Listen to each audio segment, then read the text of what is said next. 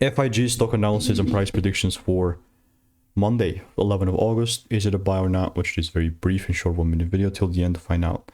Figma, especially now, is just in a $78 level with 11 cents.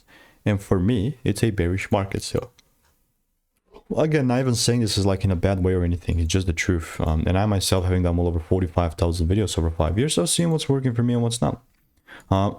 My bearish idea that I made here, even called it out on my YouTube channel for you for free.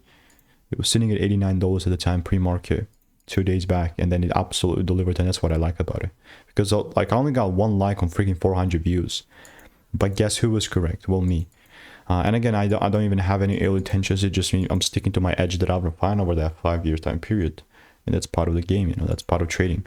Now, if you want to stay tuned and get free sauce and money-making emails and insights, then just click the first link in the description, and I will continue to keep you updated. Goodbye and enjoy.